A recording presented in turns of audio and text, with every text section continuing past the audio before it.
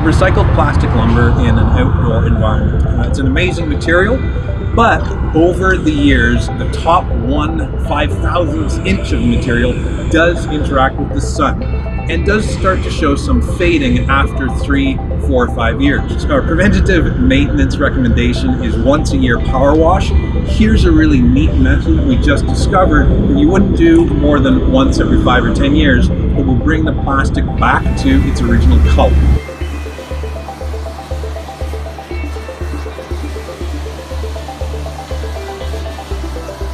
And what we were using is a simple propane fueled tiger torch.